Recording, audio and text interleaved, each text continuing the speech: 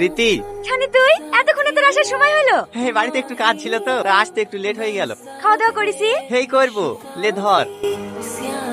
তোকে আজ বিশ্বাসে খুব সুন্দর লাগছে। বাবা, অন্যদিন তো জিজ্ঞেস করলে ভূত লাগছে পেতনি লাগছে তাই বলি, কি ব্যাপার আজ হঠাৎ করে এত প্রশংসা? এমনি ভালো থাকিস, তোদের বিবাহিত জীবন অনেক সুখেরও। কি রে তোর চোখে পানি? তুই কাঁদছিস? কই না তো, আমি আসছি। রনি, কি বাবু তুই এখানে? তুই সত্যি করে একটা কথা বলতো, কি হয়েছে তোর? ওই কিছু না, এমনি তুই যা। তোকে আমার দিব্যি, সত্যি করে বল না তুই কাঁদছিস কেন?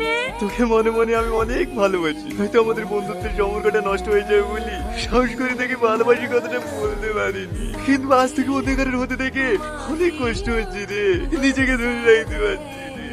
পাগল কোথাকার, তুই আমাকে ভালোবাসিস আগে বলবি নি? আমিও তো তোকে মনে মনে ভালোবাসতাম।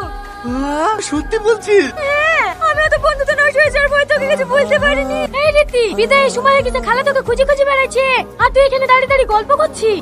তুই চ, আমি আসছি, তাড়াতাড়ি আয়। চ, আমরা দূরে কোথাও পালিয়ে যাই। তোর কি মাথা খারাপ হয়ে গেছে? মেয়েদের বিয়ে একবারই হয়, আমি এখন অন্য কারণ। তুই যদি ভালোবাসি কথাটা আগে বলতি, তাহলে আজ বসেছি তোর বাড়িতেই যেত, ভালো থাকি। আমি যদি একবার ওর মনের কথাটা জানতে পারতো, রীতি আমার হতো। আমি যদি ওর মনের কথাটা একবার জানতে পারতো, রীতি আমার হতো।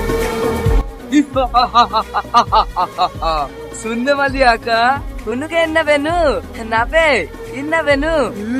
তুমি কি বলছো? আচ্ছা, আমি তো ওয়েস্ট বেঙ্গলে আছি, ফ্যামিলি কথা বলছি কেন?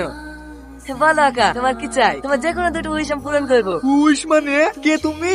আমাকে চিনতে পারছো না? আমি জি, এই প্রতিবের মধ্যে আমি 1000 বছর বন্দী ছিলাম, আজ তুমি আমাকে মুক্ত করেছো, তাই আমি তোমার দুটো ইচ্ছা পূরণ করবো। বলো তোমার কি চাই? আমি যা চাবো তাই দিবা? হ্যাঁ, শুধু মুখ ফুটে বলো তুমি কি চাও। আমাকে এমন একটা শক্তি দাও, আমি যেন সবার মনের কথা জানতে পারি। ওকে বল, আজ থেকে তুমি সবার মনের কথা শুনতে পাবা। দ্বিতীয় ওই চাওয়ার আগে একবার আমাকে জিনমা বলে ডাক দিবা, আমি হাজির হয়ে যাবো। আসি ভাগ্নে।